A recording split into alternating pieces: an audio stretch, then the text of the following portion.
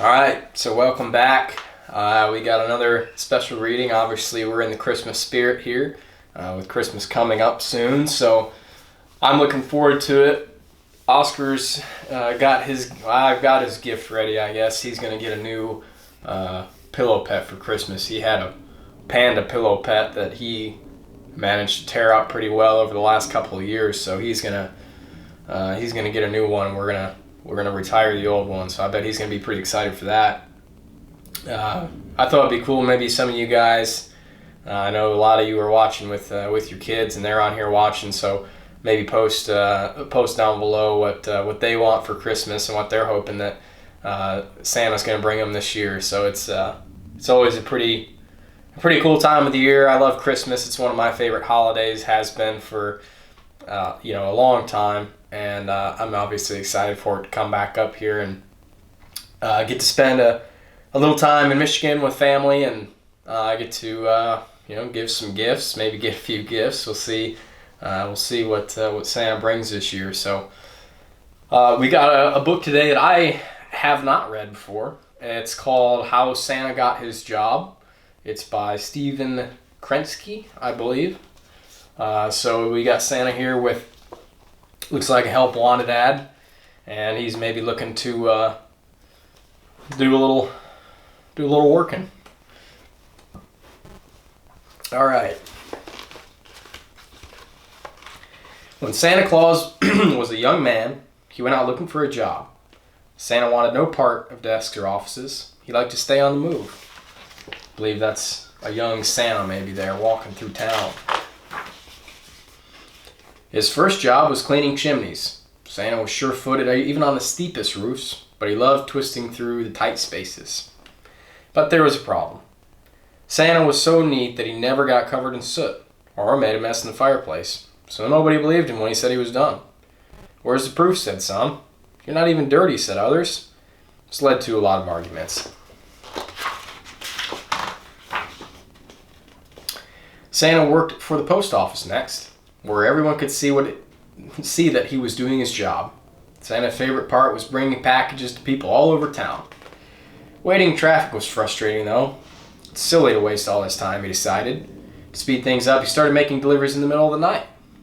But there was a problem. No one was glad to see him at that hour. The postmaster got so many complaining letters that Santa had to leave. Wasn't quite working out for him. Since Santa had discovered he enjoyed staying up late, he tried cooking at an all-night diner. Felt good for... Hi, Oscar. It felt good to fill orders for customers. Sometimes Santa even surprised people with extra helpings. "Oh, I couldn't eat another bite," many of them insisted. Well, maybe just one.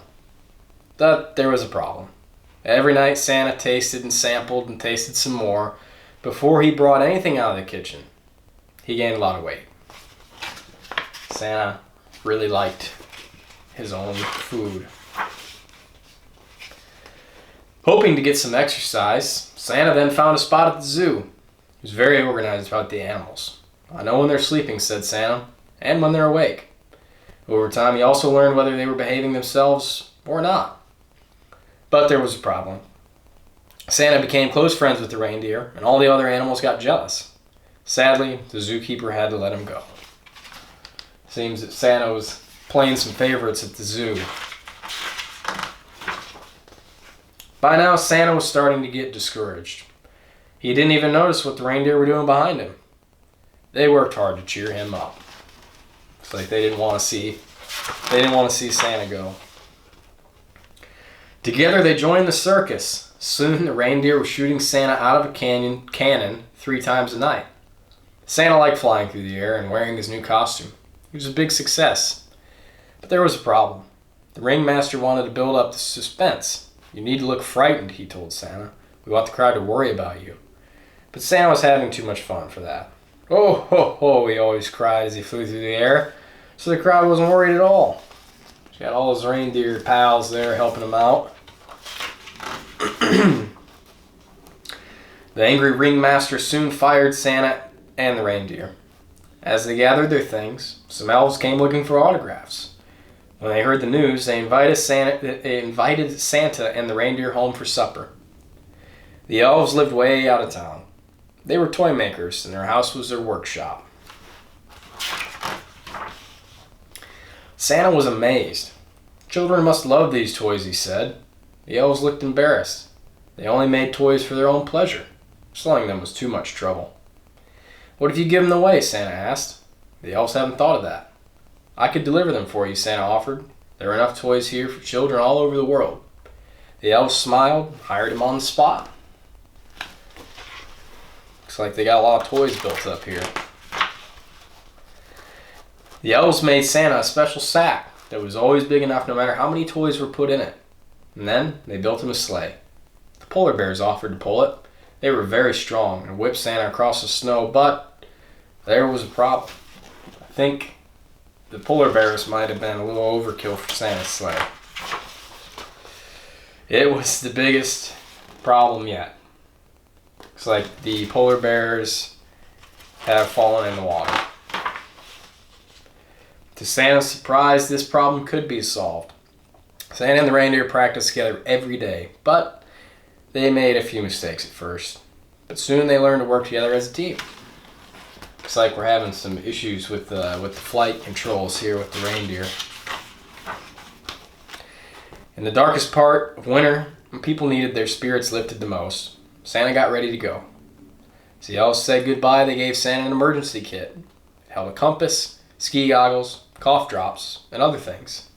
Santa thanked them very much. All his jobs taught him that it was good to be prepared.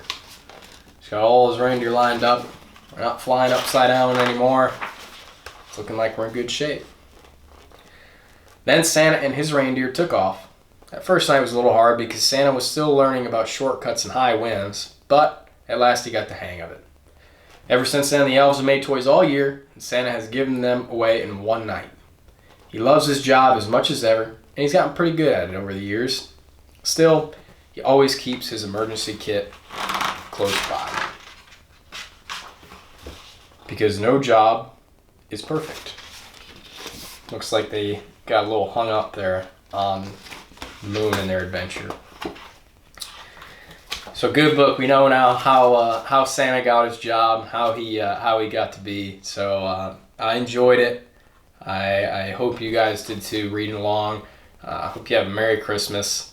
It's a great time of the year. I hope everyone gets to spend some time with family, people that they love, and gets to have a great Christmas. So I'm looking forward to it. Thanks guys for joining in again, and join me back again soon and we'll get some more reading.